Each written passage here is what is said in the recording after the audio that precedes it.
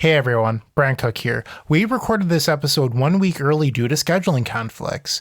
We hope the discussion is still relevant and that there's been no emergency bannings to Nadu Winged Wisdom in Modern. Thank you for listening to the Eternal Glory podcast.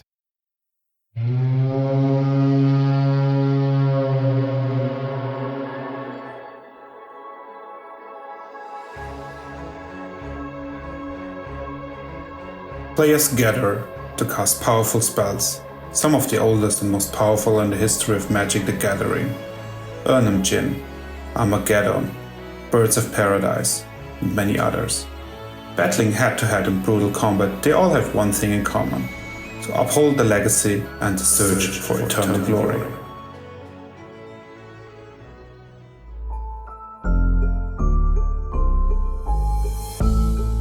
The Eternal Glory podcast is brought to you by the minds behind BoshNRoll on YouTube, Thraben University, and theepicstorm.com. This episode is sponsored by 3-for-1 Trading and Sparks Law Practice.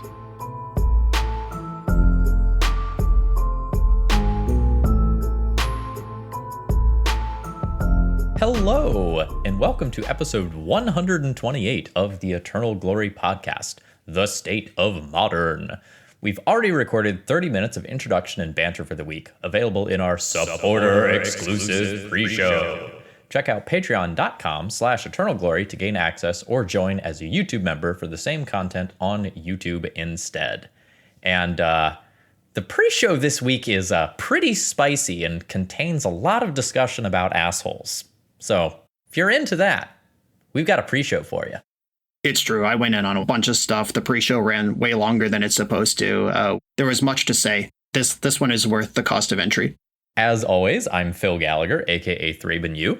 I am Brian Coval, aka BoshNRoll. And I am Brian Cook of the Epic Storm. Join our new members. We've got Robo Ragan, Tom Drack, Dustin H, Sevi S, and Alfred LYP. 5 new members since the last episode. They will be enjoying my hopefully coherent rants about being a terrible person in a magic space, available in the pre-show. This episode is brought to you by Sparks Law, a business transactional law firm owned by Eternal Magic community member Jonathan Sparks.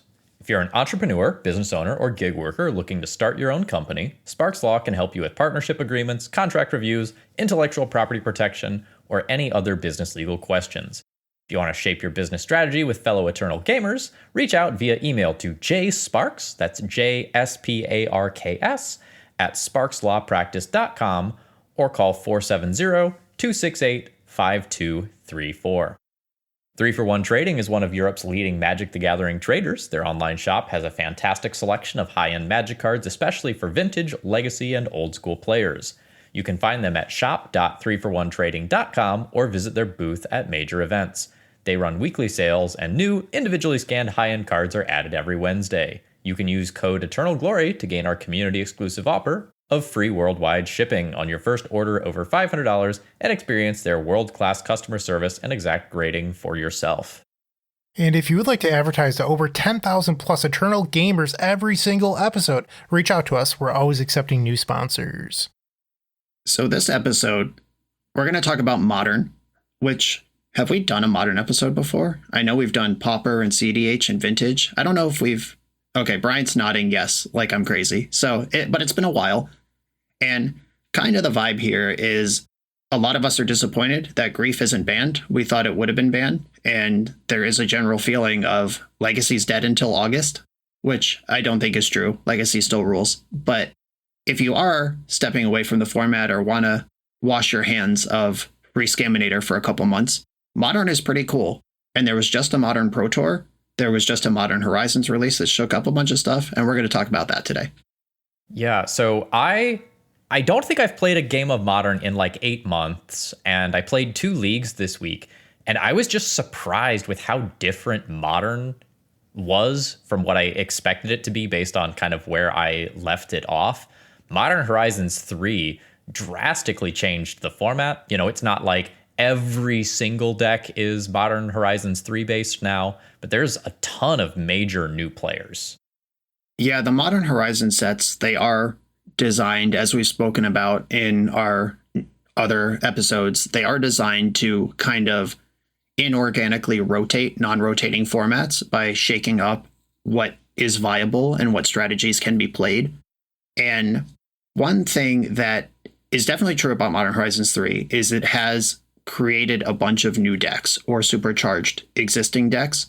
One thing that I like about Modern Horizons 3, though, is it has not changed the rules of engagement the way that the pitch spells and Ragavan and Murktide Regent did out of MH1, and then Urza's Saga and the pitch elementals did out of MH2.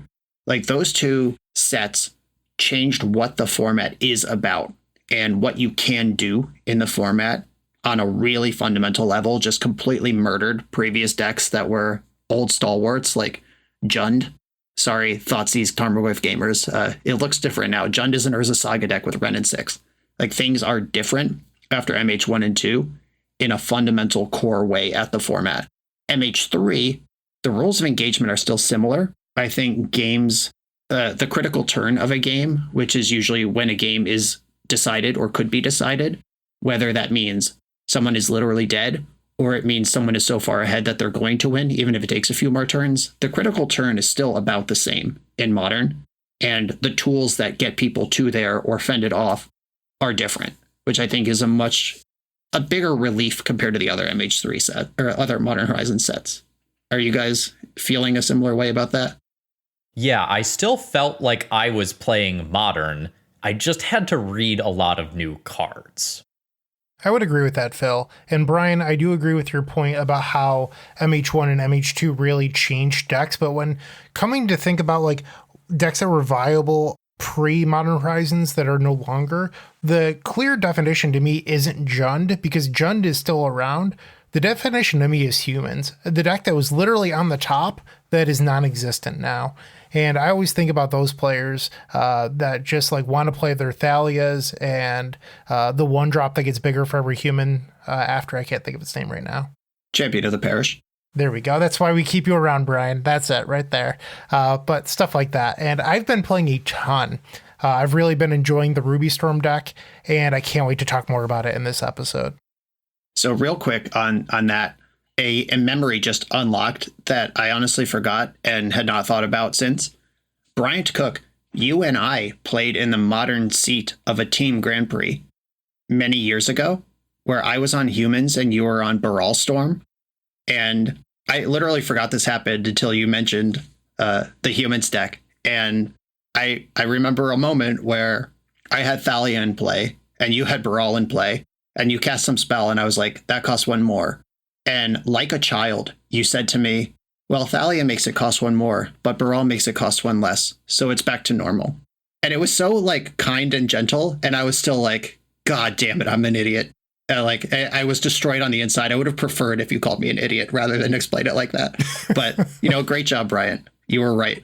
I top 16 that Grand Prix. We lost a win in because my teammates would not listen to me about basic probability and statistics. They wanted to play around a 1 of instead of a 4 of. And I was like, we should play around the 4 of. And they're like, oh, but my gut tells me they have the 1 of. And Wilson was like, well, you should always listen to your gut. Guess what they had? The 4 of. We lost the match. Sorry, Wilson's not here anymore. I'm allowed to rant. You should be allowed to punch them in the gut. Like, just, outside of the hall where it's not in trouble, just, between friends, like, hey, you cost me a Grand Prix top 8 based on your gut. I should be allowed to just tee off on it one time. I think that's fair. So that was in Toronto, and I live in Syracuse, which is about a 4-hour drive. The entire ride home, I was just like angry driving on the throughway through New York State. I was just like, can't believe they played around a 1 of. Like, I was just so angry the entire ride home. So we're fully off the rails. We'll get back there at some point, but I'm also going to tell an enraged final GP story. It was team limited Grand Prix when the second Eldrazi set returned to Zendikar, or Zendikar Rising, or Zendikar Rally of Zendikar. I don't know. Whatever the second one was. Myself, Chris Stagno, and Alex Bistecki were a team, and we were playing for X2 at the end, in the last round of Swiss. And I think we were bubbled out on breakers because limited GPs cut to top 4 teams instead of top 8. I think we were playing for 5th, but we would have gotten Pro Tour invites at X2. And Alex lost his match. I won mine. And Chris, who has a history of being a little bit of a tilter, he easily smushed his opponent game 1. He missed like his third land drop game 2, and his opponent kind of limped over the finish line. And then he showed us his hand game 3 that it was like missing a color or something.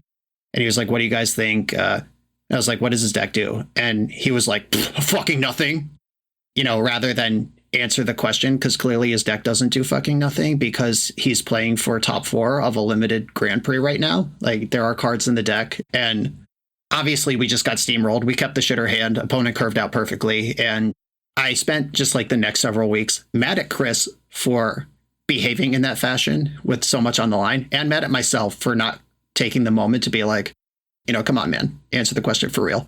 Like, I was just like, yeah, whatever, man. The way you get with your best friends, just like, yeah, whatever, just do whatever you want. I don't give a shit then. But, he dropped the ball and I dropped the ball on letting him drop the ball. And we did not go to the Pro Tour as a result. Anyway, what were we talking about? Modern or something? How sweet Ruby Storm is. Like, this is actually just the Ruby Storm episode, right, guys? Oh, okay. Well, let's save that to the end. How about an intro to some of the stuff that is changing the format? So when I got fresh eyes on the format from the outside, I was surprised at how many energy cards got injected into the format. Energy was something I had very little experience playing against. It's basically just Wrath of the Skies in Legacy. But in addition to that, Galvanic Discharge, Guide of Souls, Amped Raptor, Static Prison, and then there's like a red artifact one that I'm forgetting the name of. Tune the Narrative. There's so much energy in the format now. Yes, energy is one of those mechanics. They have an internal word for it in R&D. I forget what it is. It's like parasitic mechanic or, something. It's like a really nice descriptive term where they use that to describe mechanics that can only exist within a set that is specifically for them.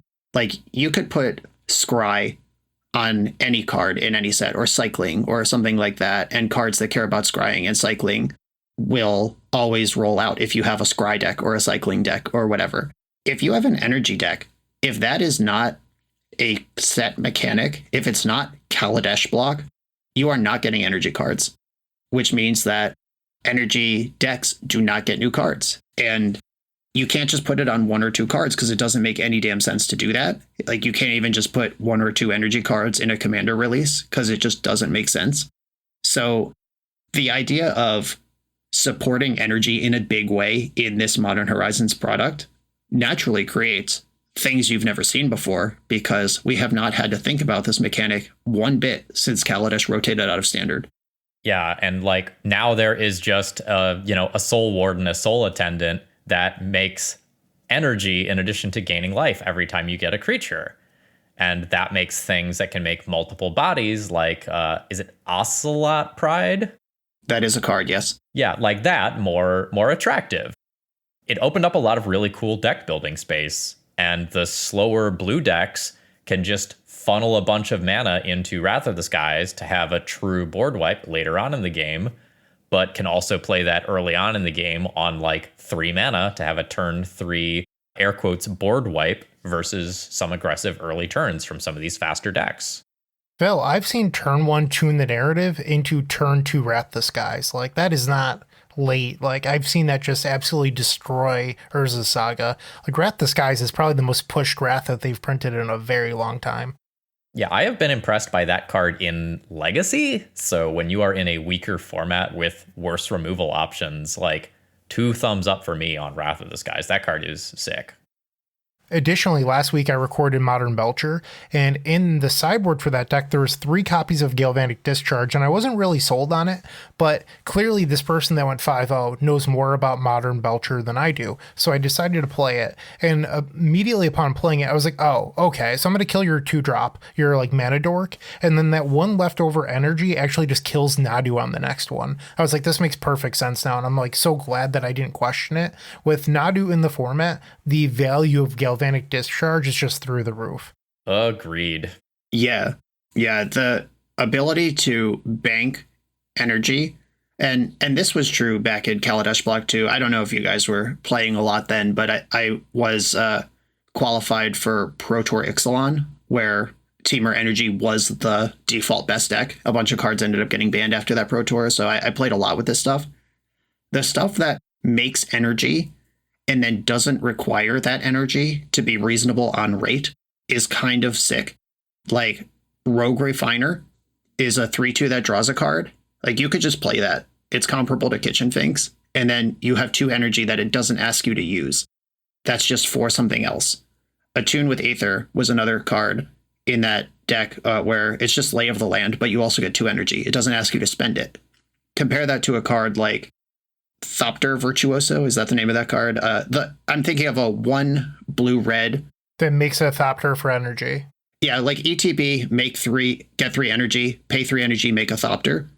Like that card is not good if you're not spending energy to make the Thopter. It is below rate. So you need things that net positive energy to really make that card good. So when we talk about things like the Galvanic Discharge, where you only need 1 energy to kill Birds of Paradise, and there's 2 in the bank, and you could kill a 5 toughness thing with the next one, it starts to really stack on it. And this is where Wrath of the Skies gets really crazy, because obviously it's a hyper-efficient Wrath, but this card is white X sorcery. You get X energy, then you may pay any amount of energy, destroy each artifact, creature, and enchantment with mana value less than or equal to the energy paid this way. If you just kind of have mana around, you can X equals 5, put 5 energy in the bank, and then just pay 2 of it to kill all the 2-drops.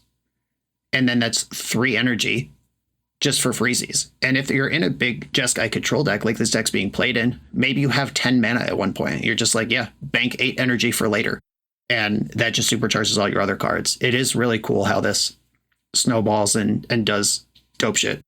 And it can also be a one-sided Wrath too. Like say you have a 4-drop creature, you can pay 3 energy into it, wipe your opponent's stuff, keep your stuff. Right. While we're talking about energy cards, the one that I have the most experience with is Static Prison out of the sideboard of some of the Ruby Storm variants. And one thing that I noticed pretty quickly is that it has the leyline binding problem where you play to exile something that's stopping you, and then your opponent plays one to exile your own Static Prison to then give them back their permanent that was causing problems. And I was just like, ooh, this is tough. And then looking at the Pro Tour deck list, which I'm sure we'll talk more about later, but I did notice that some lists were starting to cut Static Prison for that exact reason. And if you're unaware, Static Prison is a 1 white mana enchantment that exiles any non-land permanent. You gain 2 energy, and at the beginning of your upkeep, you have to sacrifice it unless you spend an energy to keep it. Right, so I got some experience with this card as well. This is the most pushed Oblivion Ring we've ever had. For a single white, you can exile any non-land permanent, but it also will eventually delete itself if you don't keep the energy flowing. So there's kind of a sub-game of win before this thing comes back, which is what decks like Ruby Storm are trying to do, or do something like bank some energy with a Galvanic Discharge that you didn't need the full 3 for and keep the thing rolling. You can even play a second Static Prison targeting something unimportant to charge up 2 energy and keep the important thing locked down. This is a really cool balance, a really cool thing to balance a card around. The next real impactful card, in my opinion, would be Fleg, Titan of Fire's Fury. Brian, you're known as the Uro gamer in Legacy. Well, this is just Uro back in Modern, except now it's red and white. It Lightning Helix when it enters. It escapes for the same cost, just double white, double red. I played a little bit of this in Ruby and wasn't particularly impressed, but it has the problem that we've discussed a lot on this podcast, which is when you're playing a graveyard-centric deck, and then your sideboard juke also uses the graveyard, it's not that impactful. I know that Phil feels pretty strongly about this way with some of his brews, and I didn't like it there. However, I faced the Jeskai control deck a number of times, and I felt like it's looked incredible there, since the Jeskai deck barely uses its graveyard, so you're incentivized to not boarding graveyard hate versus Jeskai control, if that makes sense. Yeah, Flage is really cool. Obviously, Uro is banned in multiple formats, and Kroxa gets played on and off in medium power formats like Pioneer and Modern. I think Flage is significantly better than Kroxa and significantly worse than Uro, which is a fine place to land if between the 3-card cycle. And I've seen this popped up in as just kind of a late game thing for burn decks to do. I've seen it as a way to stabilize and then turn and win out of control decks, much like Uro. I think this plays a lot more like Uro than it does like Kroxa, and Lightning Helix is a powerful effect. I think this card rules. Not that it needs my approval. And there's also a new land in Modern Horizons 3. I forget the name of it, but you can pay a red. It taps for red, comes into play untapped if you control a mountain, and you can pay a red into it, exert it, which means it doesn't untap next turn, get red, and then if you cast a creature with that mana, it has haste. Arena of Glory. Yeah, there it is. So I'm seeing that alongside Flage in all sorts of places, because the only thing better than Lightning Helix is 2 Lightning Helixes and an attack for 6 all at once. That is a really significant thing looming over games when you see the arena in play and the Flage in the graveyard as they start to build up cards to escape it. Yeah, I started recording a league with Boros Energy, and the first thing that I said was like, I'm worried that this is another Kroxa, and I was pretty impressed by Flage throughout my league. The overcosted Lightning Helix was fine, and threatening that body coming back was incredibly powerful. I didn't get to Arena of Glory that in. I was pretty impressed by Arena of Glory, though. That card was sweet at giving me some unexpected, like, haste damage, like damage that my opponent could not see coming when they thought they had another turn. That land is quite strong. I don't know if it passes the bar in Legacy, but it's on my radar of things that I should be aware of. Phil, have you managed to play the new modern Pox deck based around Necro Dominance and Soul Spike? It's definitely up your alley. Oh no, it's definitely up my alley. It happened to me on camera. It was super cool. I was like, because I didn't super know what exactly was coming. Like, I knew Soul Spike was seeing play, and I went from very alive to very dead instantly. So I should read Soul Spike, because that is a weirdo one. So it is 5 black, but you can remove 2 black cards in your hand from the game rather than pay Soul Spike's mana cost. Soul Spike deals 4 damage to target creature or player, and you gain 4 life. So the idea is you Necro Dominance for, 19 or whatever. You get a bunch of copies of Soul Spike to your hand, and you might end up doing 8 or 12 direct damage to your opponent. And instead of discarding cards, you convert those cards into Soul Spike damage. And if you have, Shouldered the Apocalypse in there as well, it gets even sweeter. Yeah, this deck is really cool, and to the surprise of no one, a pitch spell is playable again. We did a whole episode a while back about pitch spells and their pedigree throughout Magic and how good they are. And we've talked a lot about Grief lately. Another pitch spell. Even super medium looking pitch spells like Soul Spike eventually find a home if the package is right. And this Necro Dominance deck is pretty sweet. I have heard some chatter on social media about the Necro deck that, like, we haven't talked about Nadu yet. Don't worry, it's coming. And something about Out of Nadu is obviously going to get banned, and we'll talk about that more when we get there. But there is concern right now that the Necro deck is so good that it's just going to have to get banned after Nadu does, among people who were really working on the format for the Pro Tour. And it has been discussed that while the deck is good, it's really hard to play. Like, how much do you pay into Necro? How early do you shove the Necro? When and how do you use your Soul Spikes? Like, all of these things are really skill testing.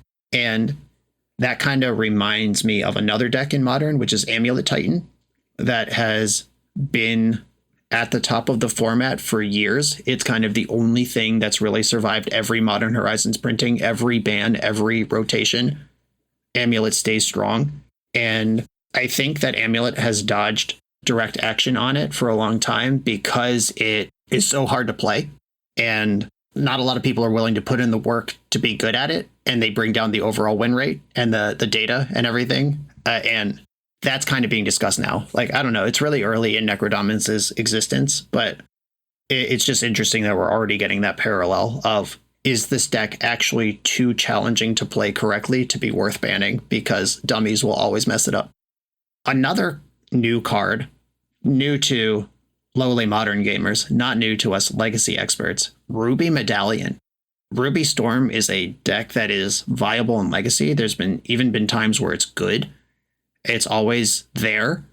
And Ruby Medallion is now legal in Modern damn near fully intact from its legacy version. And some of the lands are worse, and we don't have Rate of Flame, but it's very close to legacy power level. Bryant, why don't you talk about that? Do you have any thoughts on this Storm deck in a format you like? Yeah, I mean, I'm obviously really excited. And I think if you listen to the last 2 years of this podcast, whenever we talk about Modern, I tend to do a lot of complaining about how the mana isn't up to par. People with Force of Negation, Force of Vigor, Endurance, Grief, whatever. And I was over here stuck with Pyretic Ritual. Like, it just did not leave a good taste in my mouth. And the problem was always that Pyretic Ritual wasn't good enough, but R&D/Wizards of the Coast said Rite of Flame was too good. Seething Song was too good. There was no happy medium. And they found a way that I think is magnificent to make those sort of low power rituals playable again. And that is Ruby Medallion. But not only that, they gave us a better Baral Chief of Compliance with Rail Monsoon Mage. So the problem with cards like Baral or Goblin Electromancer, cards that you would play in Giftstorm, is that you would play out these enablers, you would play a Pyretic Ritual or something else, and your opponent would wait until the right moment, and then they would play Solitude or Lightning Bolt, Path to Exile, and all of a sudden you've wasted a couple rituals now, and then you end up passing the turn, and it's so hard to rebuild without another one of those enablers. Well, you can't Lightning Bolt a Ruby Medallion. Step 1, just doesn't work. Step 2 of that is Rail Monsoon Mage is a flip planeswalker. So you can, cast another instant or sorcery in response and then try to flip your Rail. And then something like Solitude or Lightning Bolt will sort of fizzle. And that means that your enabler gets to stick around. So whoever thought about the Storm aspect of this format did a lot of work and research into what was necessary into making Storm a viable archetype again. And, well, I just want to say thank you, because I think you did a terrific job. I think that both of these cards were huge improvements to the format. And I am just so excited to be playing Modern Storm again. I know that I saw some people on Twitter complaining about how Storm being back left a bad taste in their mouth, but it being gone, it was tough if you didn't want to play a deck like Living End or Rhinos to play combo. And playing Cascade never felt quite as fun to me as just like chaining spells into a Past in Flames or whatever. So I'm glad to be back. Yes, and I played a league with Ruby Storm to study up on the new cards and the new format and everything. And I was crazy impressed by Rail Monsoon Mage. Because you talked about how it is a flip planeswalker. You talked about how it's a Baral cost reducer effect. But the flip side of this planeswalker is it enters with additional loyalty equal to the number of instants and sorceries you've cast this turn. It starts on 2, and the -8 is exile the top 8 cards of your library. You can cast instant and sorcery spells from among them without paying their mana cost. Mine's Desire, baby! It is so trivial to cast 6 extra spells in a turn, and the front side of Ral is optional. Whenever you cast an instant or sorcery, flip a coin. If you lose the flip, you take 1. If you win the flip, you may flip Ral. So you could just wait until your 6th spell. Like if you win a flip on the 3rd one, you're not like, oh, damn, that was too early. Like it's all perfectly curated to keep it rolling.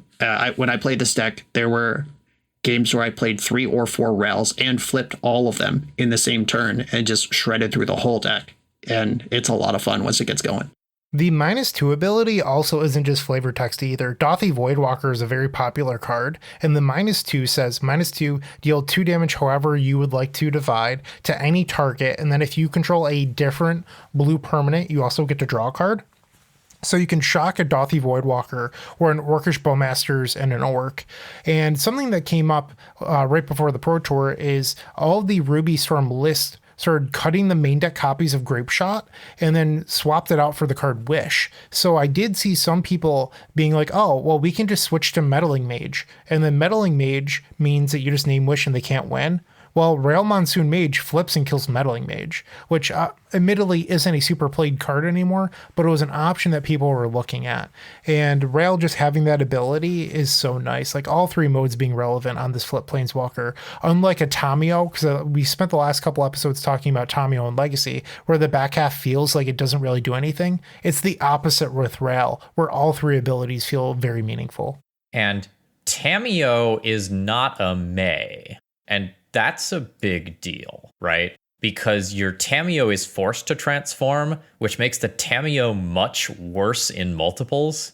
I was recording a couple of times, and my opponent brainstormed while having the Tamiyo Planeswalker side and the Tamiyo Creature side, and then just had to sacrifice one of them for casting a brainstorm trying to respond to my spell.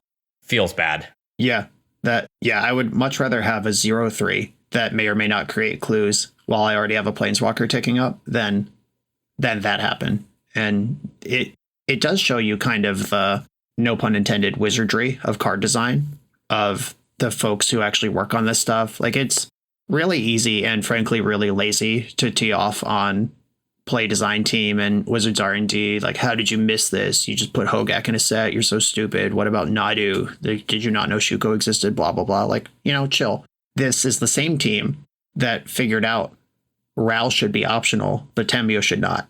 And that level of detail is really impressive if you take a time to soak it in. I guess on that note, the Flipwalkers are pretty viable in Modern.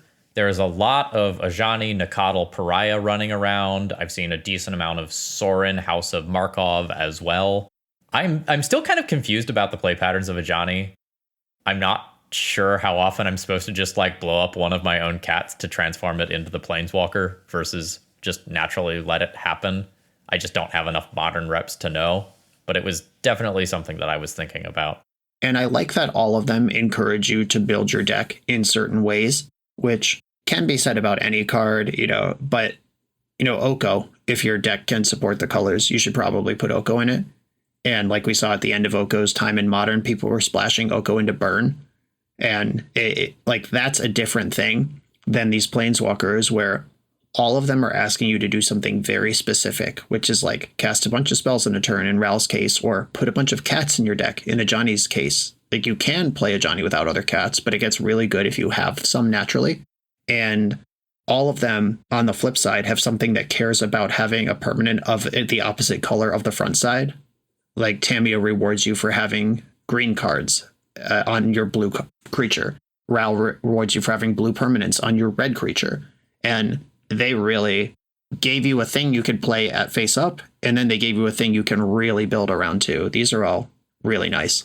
Phil, I know that you must be pretty excited that they printed Ancient Tomb into Modern. How crazy is that? Well, not quite, but Ugin's Labyrinth is probably the closest that we will ever get. Do you want to talk a little bit about that? Yeah, so this card is pretty neat. I'm going to read this one in case you haven't seen this one in Legacy, because it's not seeing very much play there because Wasteland's a hell of a drug. So this is a land with Imprint. When it ETBs, you can exile a colorless card with mana value 7 or greater from your hand. It normally taps for 1 colorless, but if you exiled a card with it, it taps for 2 colorless instead. And you can tap Ugin's Labyrinth to return the exiled card to its owner's hand. So you can start off the game by revealing a Devourer of Destiny, kind of doing your pseudo Once Upon a Time effect. Play Ugin's Labyrinth, put the Devourer of Destiny under there for safekeeping, have a 2-mana land on turn 1 to cast your Chalice of the Void or whatever, and once you get to later in the game and you're ready to return that Devourer of Destiny to your hand, you just, end of your opponent's turn, bloop, Devourer to hand, cast it, it's a real spell. Yeah, being able to rebuy the Imprint later is insane. That was, I remember reading this card off the spoiler and I was like, okay, yeah, okay. All right, that makes sense. And then when I got to the bottom where it was tap, get your card back, I was like, oh, come on. There's just no cost to this. Obviously, if the leg gets besaged or whatever, you lose the card too. But wow, is that effective? And I've been playing against a bunch of Eldrazi decks lately where they have that exact sequence. They reveal the Devourer, they search or filter for the Labyrinth, and we get to a spot where it's okay, I fended off the first Thought Not Seer, I survived that Reality Smasher, and now we're just kind of into the draw go phase where I'm trying to get something going. And time's ticking. 7 mana is not that much in these decks with Eldrazi Temple, and they all play Sowing Myco Spawn that can tutor more Eldrazi Temples. And that Devourer of Destiny becomes a big ol' Eldrazi on the battlefield before you know it. Yeah, and if you live in Magical Christmas Land and you have a Gemstone Cavern as well, that means 3 mana is possible on turn 1. So, Bryant, get fucked by a turn 1 Trinisphere in Modern. I'd rather not. Thanks, though. You guys are joking, but I added that line to the show notes because it happened to me You're speaking to a survivor of Trinisphere violence right now. I was playing a very cool brew that myself and two of my Patreon subscribers came up with, like combined our efforts. And it's a Rug Narset Renin 6 control deck that tries to end the game with Cephalid Coliseum targeting you every turn with Renin 6 and Narset, and you just never get any more cards. And I thought the deck was awesome. And I got paired into one of these Eldrazi Stompy decks. And game 1, they were on the play. They went Chalice on 1, turn 2 Trinisphere.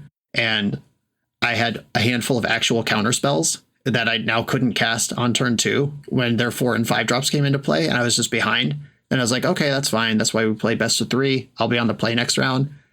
Kept a hand with lands and counter spells. Opponent, Gemstone Cavern, Ugin's Labyrinth, 3 balls me. And it just has the same curve as game 1. And it was disgusting. And I was beside myself. Speaking of disgusting things in Modern, I feel like it's probably time to talk about Nadu, Winged Wisdom. And I'm sure we don't need to read that one. Everyone listening to this probably knows what Nadu does. And if you watched any of the Pro Tour coverage, it was insane. Every single round, it seemed like they were featuring somebody at a top table on Nadu. I can't help but feel like this card isn't long for the format. So I hadn't played Modern in 8 months. I hardly knew what my deck did. I did not know what my opponent's deck archetypes were, and I went positive in a league with Nadu. The only losses I had were rounds where I literally did not see any Nadus over the course of the game. The card is absolutely cracked within the context of Modern, and the deck building that everyone testing for the Pro Tour came up with is honestly genius. I didn't understand some of it until I got the deck in my hands and started kind of wiggling with the numbers and whatnot. But the deck's cool and has a lot of neat backdoor wins too. Yeah, the deck is very cool. It's very powerful. Like you said, you picked it up ice cold, not even knowing the format, and went positive. The first weekend MH3 was legal. I won a Apex game, its invitational qualifier, with a super early proto Nadu list.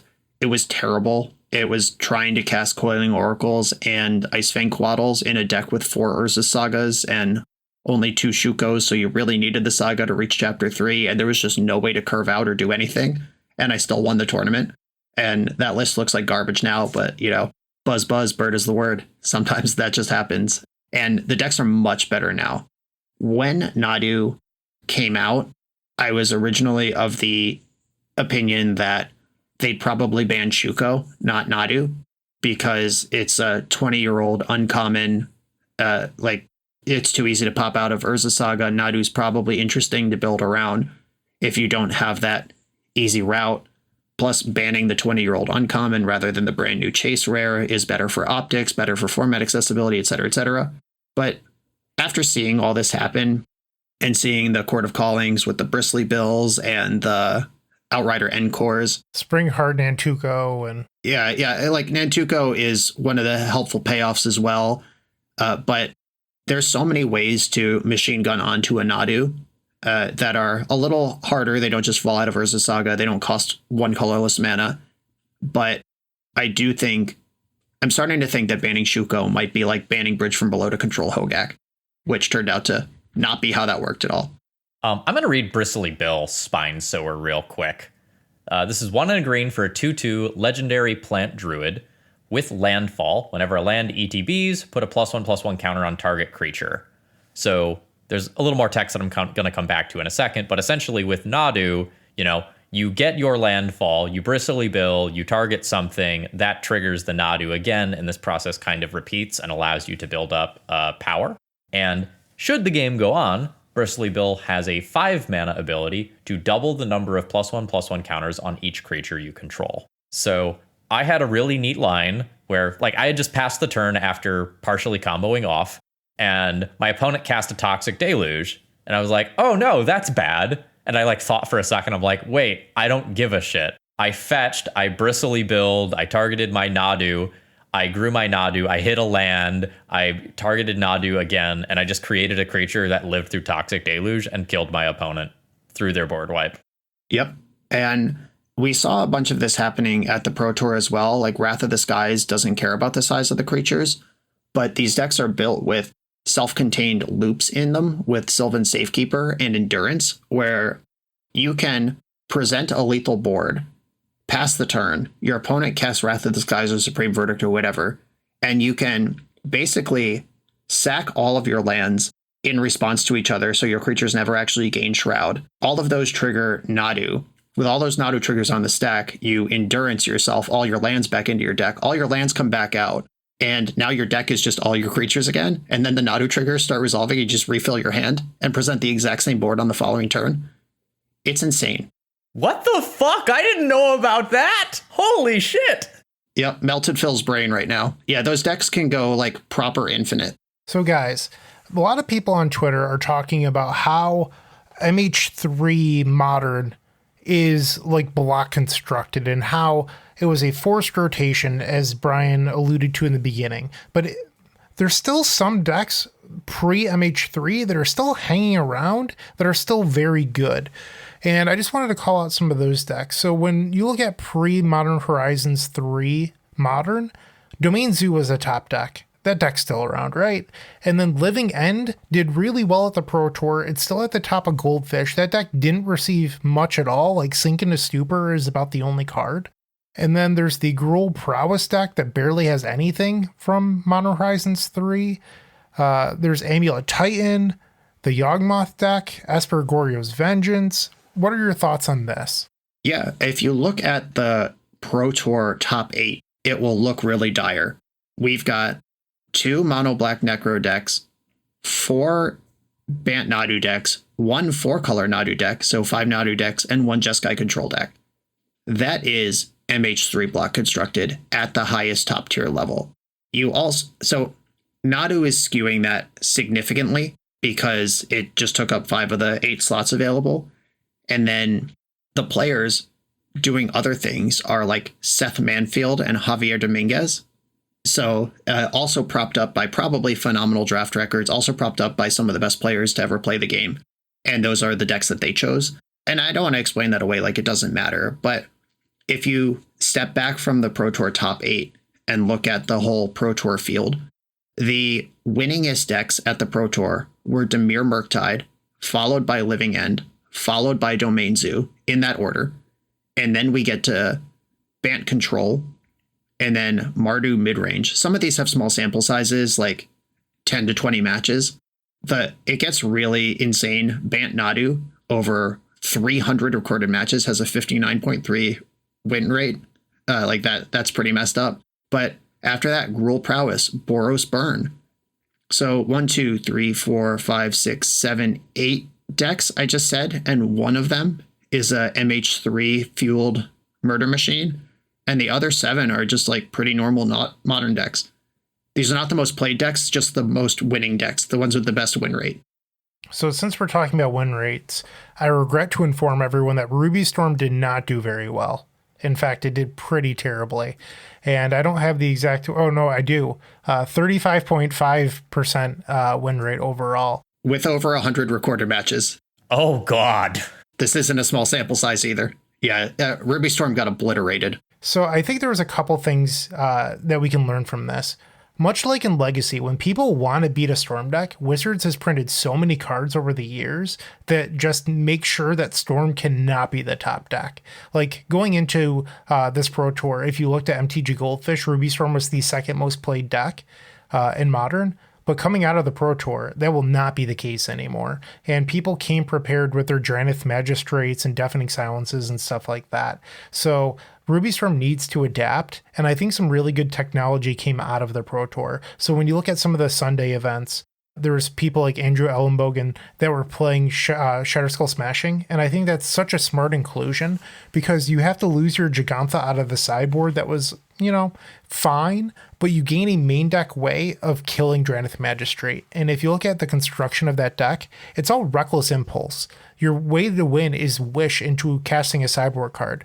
And you can't Past in Flames. You can't play cards off of the Ultimate of Rail. Dranith Magistrate shuts down the whole deck. And Shatterskull Smashing is just a free way built in your mana base to deal with that card. And from there, you can then, dig for your cards that would answer a Deafening Silence or whatever other effects your opponents have. So I think Ruby Storm is not going to be a top deck. Like, it's not going to be first or second most played deck or whatever. But I think the tools to get it back on track are there. It is not dead. And I'm probably going to be playing it in the main event at SCG Baltimore coming up.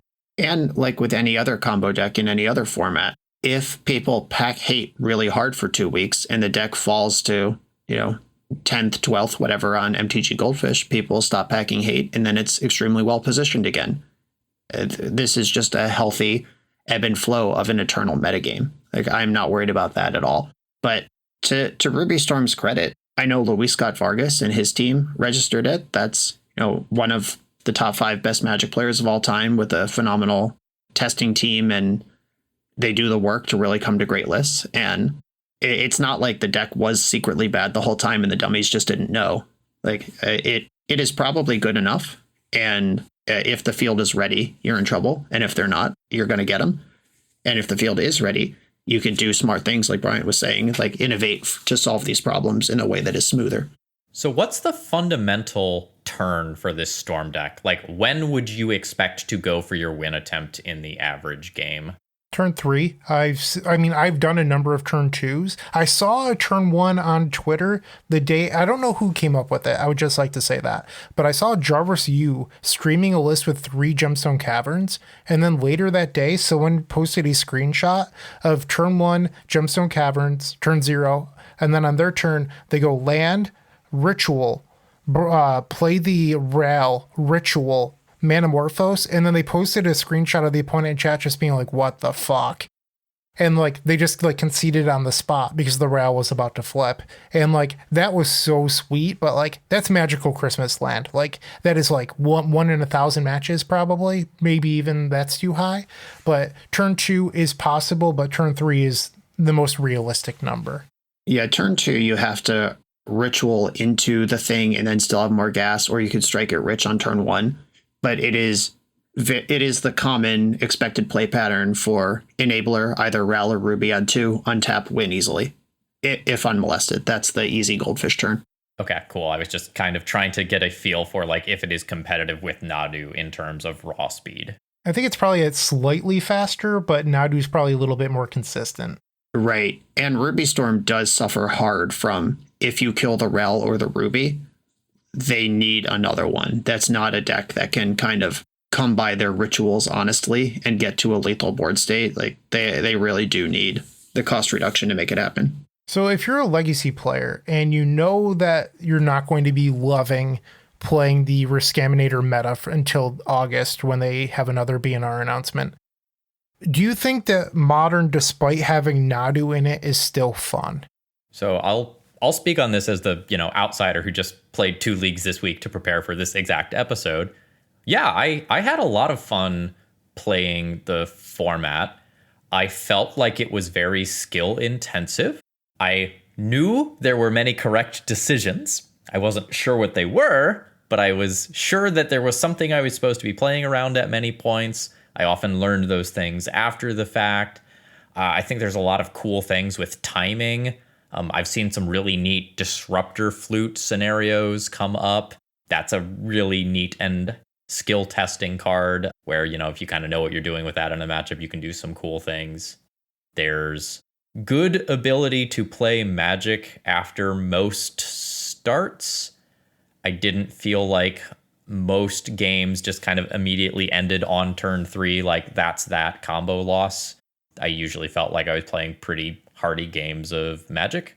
I do think maybe every deck won't be for everyone. I picked up the Boros Energy deck and just absolutely hated it, would not touch it again with a 10-foot pole. The Nadu deck was more my speed, but I saw a lot of things on the other side of the table that I would just play in a heartbeat, like that Esper instant speed Reanimator deck was really cool. I enjoyed watching that deck pop off. Yeah, I play quite a bit of Modern. Actually, I do stay in touch with the format. My channel, I probably drop 1 or 2 Modern leagues a week alongside my, still bulk Legacy, but Modern is very, very much my second most played format out of all formats. And I think it's really fun. I think it's good. I think the games are good, like Phil said. And even Nadu aside, or fully embracing Nadu, if you're the kind of sicko who likes to play a deck that's 100% going to be banned for the small window you have it, and there is a thrill to that. Like the Underworld Breach meta for the 5 minutes we had it in Legacy, like who doesn't love free wins? Just go out there and smush. If you're the type of person who enjoys increasing your net worth and you don't care how your opponent feels about it, Nadu is right there. It's going to get banned. Get it while it's good. And if you're not that person, there's plenty of other dope decks too. And the Pro Tour metagame has a bunch of really well-defined new archetypes. It is very exciting to have all the best players in the world put their hands on this format really hard right after a Modern Horizons drop. And that's by design. That's why they put them on a Pro Tour when they did. But lots of dope decks out there. You can do lots of different stuff. And whatever your vibe is, if you're the combo bird guy, if you're the Ruby Storm player, if you're the Eldrazi freak trying to turn one Trinispheres, you can do that.